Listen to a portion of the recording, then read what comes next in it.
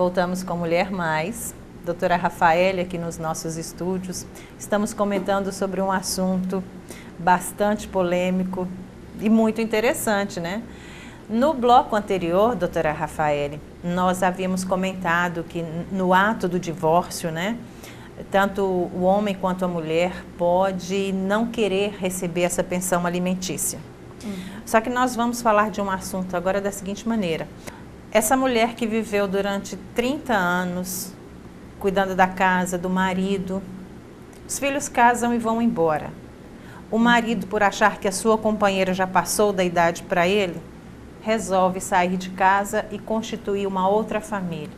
Essa mulher que não tem condições de sobrevida, porque não se profissionalizou, não fez o dito pezinho de meia.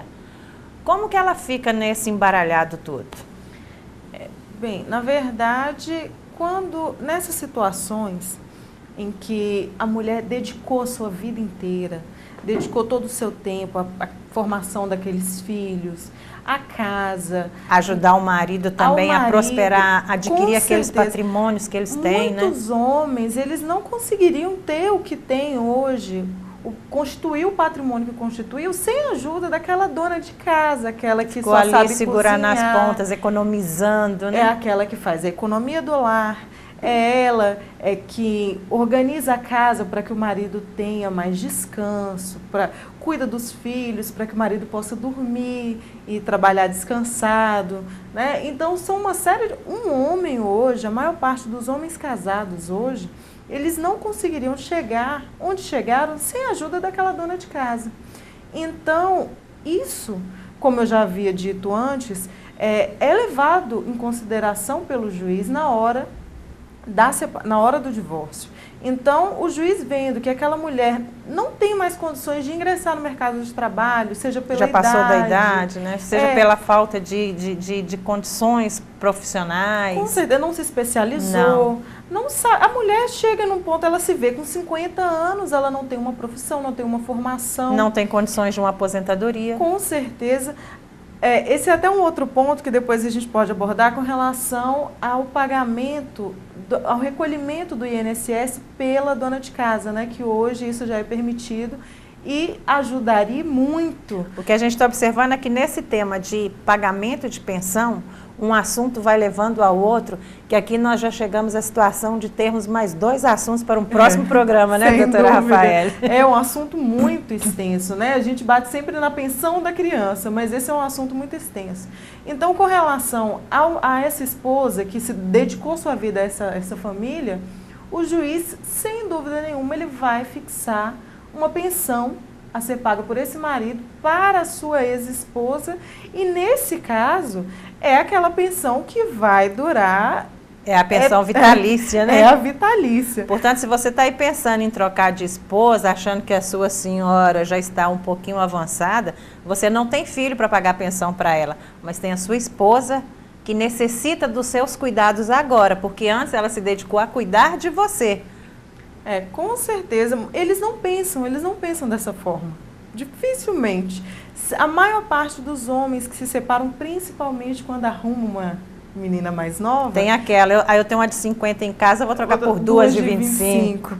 E a maioria das vezes é a própria atual que coloca isso. Não, você vai ficar pagando pensão você e a não nossa vive família, mais com ela, nossas e blá, blá, blá. coisas. Sem dúvida. O homem esquece. Simplesmente, memória curtíssima, né? Ainda mais esquece de tudo que aquela mulher aguentou. E ele vai estar sendo beneficiado, né? Com certeza. E aí é muito melhor você vestir sua garotinha, você alimentar sua namoradinha mais jovem, do que cuidar da panela velha, né? Que você tem em casa.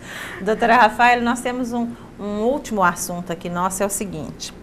Uma determinada empresa tem um funcionário lá dentro, e esse funcionário ocupa aí 3 funções diferentes. Só é declarado uma função.